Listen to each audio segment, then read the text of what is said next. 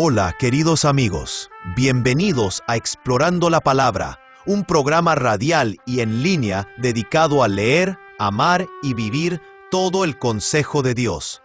Si el Señor lo permite, nuestra intención es avanzar verso por verso, capítulo por capítulo, a través de toda la Biblia.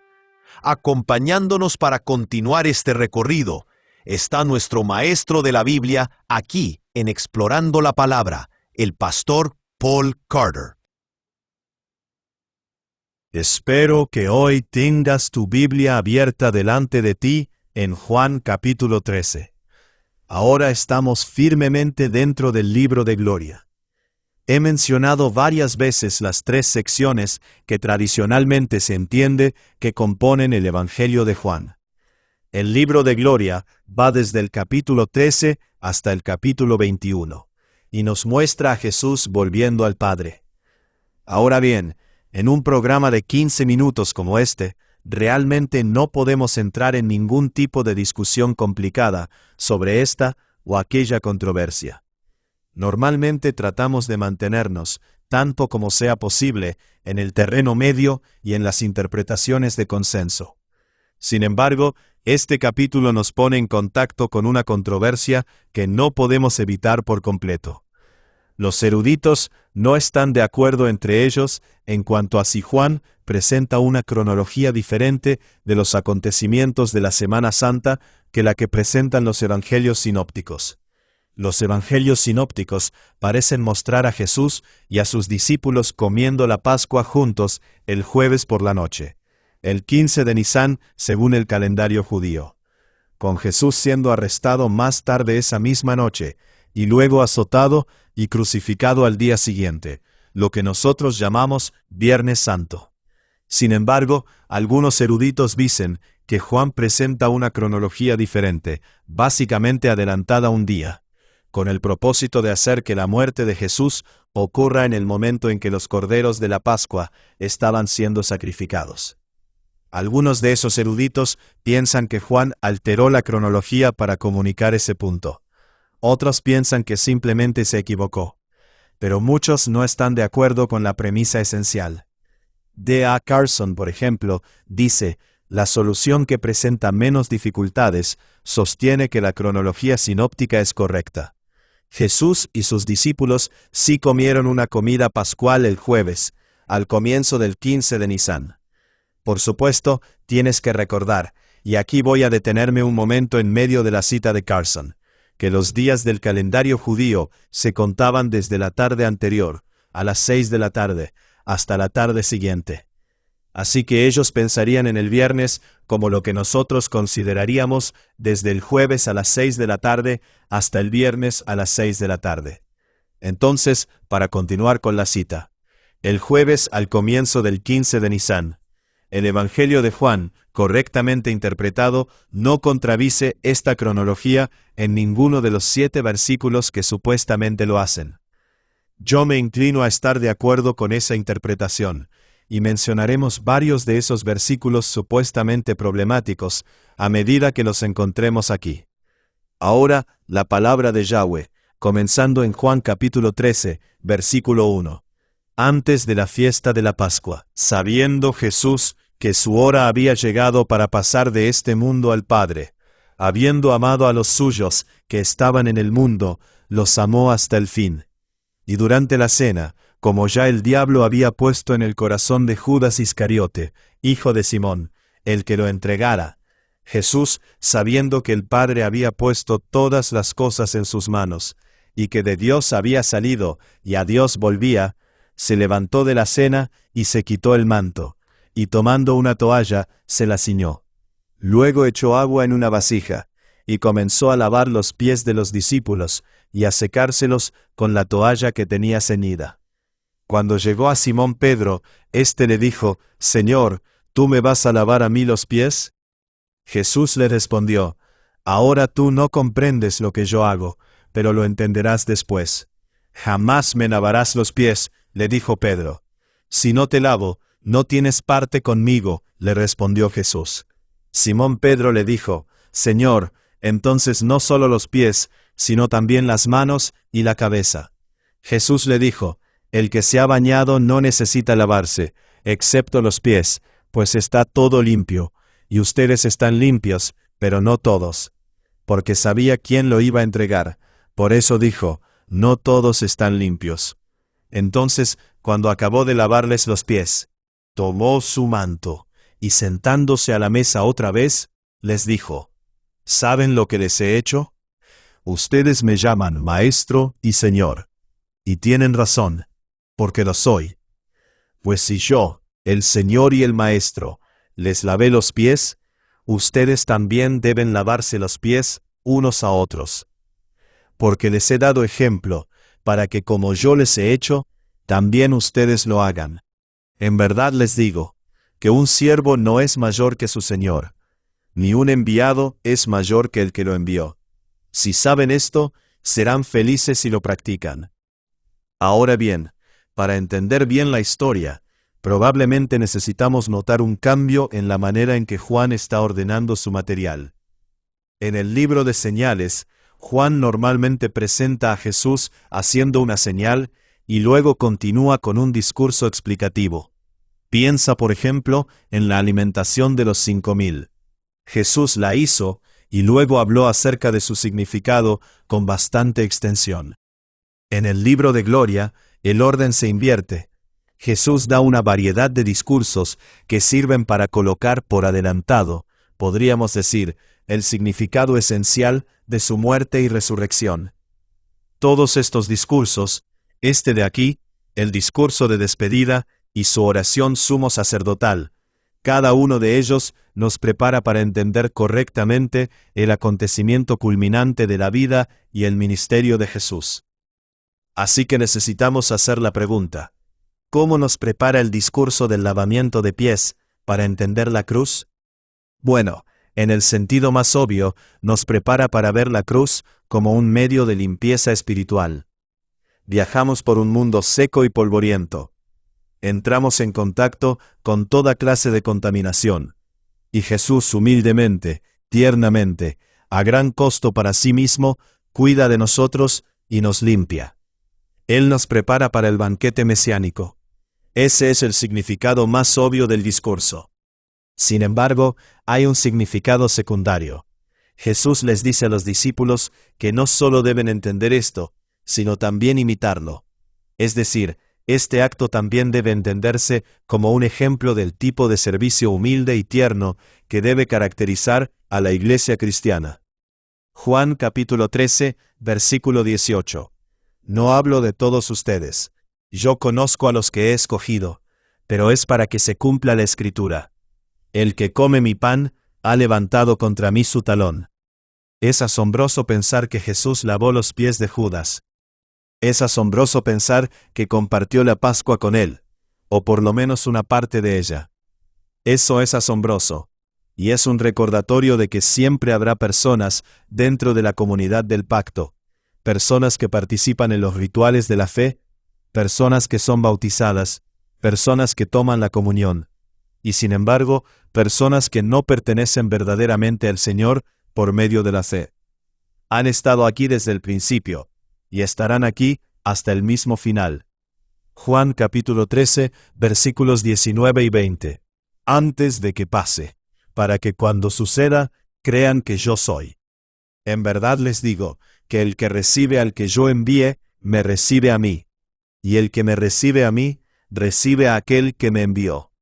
Hay una cadena ininterrumpida que se extiende hacia atrás desde los apóstoles autorizados, hasta la persona del Señor Jesús, y hasta el Señor, Dios Todopoderoso mismo. Eso es lo que Jesús está diciendo aquí. Y por eso no existe tal cosa como un cristiano de letras rojas. Un cristiano de letras rojas es alguien que dice que quiere aferrarse solamente, o principalmente, a las palabras de Jesús mismo, las letras rojas. Tal persona se siente libre para rechazar las otras partes de la Escritura, particularmente en nuestros días, las palabras de los apóstoles, a las cuales considera de menor autoridad. Pero eso no es lo que Jesús dice en las letras rojas. Él dice aquí mismo, si ustedes no reciben a los que yo envío, es decir, a los apóstoles, ¿verdad? La palabra apóstol significa una persona enviada con autoridad. Si ustedes no los reciben, dice Jesús, entonces no me han recibido a mí. No puedes afirmar que estás especialmente dedicado a las palabras de Jesús si estás rechazando activamente estas palabras particulares de Jesús. Eso simplemente no tiene sentido. Eso simplemente parece un intento muy débil de evitar una doctrina que resulta desagradable. Y en nuestros días, eso realmente parece ser lo que está pasando. No puedes pasar por alto a los apóstoles para llegar a Jesús, así como tampoco puedes pasar por alto a Jesús para llegar a Dios. Cualquier intento de hacerlo es, por definición, menos que cristiano. Juan capítulo 13, versículos 21 al 30. Habiendo dicho Jesús esto, se angustió en espíritu, y testificó y dijo, en verdad les digo, que uno de ustedes me entregará. Los discípulos se miraban unos a otros, y estaban perplejos sin saber de quién hablaba. Uno de sus discípulos, el que Jesús amaba, estaba a la mesa reclinado en el pecho de Jesús. Por eso, Simón Pedro le hizo señas y le dijo, «Dinos de quién habla». Entonces él, recostándose de nuevo sobre el pecho de Jesús, le dijo, «Señor, ¿quién es?» Entonces Jesús respondió, «Es aquel a quien yo le dé el pedazo de pan que voy a mojar». Y después de mojar el pedazo de pan, lo tomó y se lo dio a Judas, hijo de Simón Iscariote. Y después de comer el pan, Satanás entró en él. Entonces Jesús le dijo, «Lo que vas a hacer, hazlo pronto». Pero ninguno de los que estaban sentados a la mesa entendió por qué le dijo esto. Porque algunos pensaban que como Judas tenía la bolsa del dinero, Jesús le decía, «Compra lo que necesitamos para la fiesta», o que diera algo a los pobres. Y Judas, después de recibir el bocado, salió inmediatamente, y ya era de noche. Literal y figuradamente, espiritual y realmente, era de noche.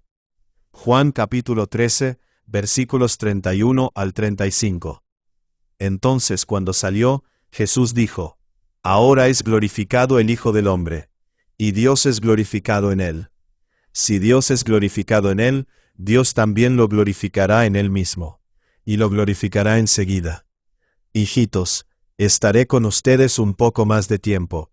Me buscarán, y como dije a los judíos, ahora también les digo a ustedes, a donde yo voy, ustedes no pueden ir. Un mandamiento nuevo les doy, que se amen los unos a los otros, que como yo los he amado, así también se amen los unos a los otros.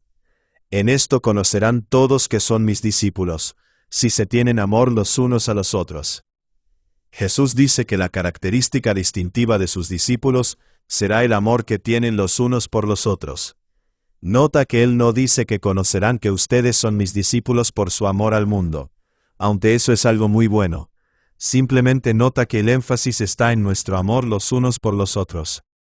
Creo que muchos evangélicos modernos pasan por alto este punto. Hablamos como si fuera nuestra acción social en el mundo la que hará que se nos reconozca y se nos considere discípulos de Cristo. Pero por bueno que eso sea, no es lo que Jesús dice. Y tampoco es lo que Él dice en la parábola de las ovejas y los cabritos. Tú recuerdas esa parábola. Él dice que en el día final, el Hijo del Hombre separará a las personas como un pastor separa las ovejas de los cabritos. Las ovejas son los salvos, y los cabritos son los condenados. Aprendemos eso al final de la parábola, pero el pasaje clave para nuestros propósitos está en medio. Jesús dice, «El Rey les responderá, en verdad les digo que en cuanto lo hicieron a uno de estos hermanos míos, aun a los más pequeños, a mí lo hicieron». No es lo que haces por la gente en general lo que se toma como prueba de fe. Es lo que haces específicamente por la familia de Jesús. Y sabemos quién es esa familia, porque Jesús nos lo dijo. Él dijo, «¿Quiénes son mi madre y mis hermanos?». Y mirando a los que estaban sentados en círculo alrededor de él dijo, «Aquí están mi madre y mis hermanos.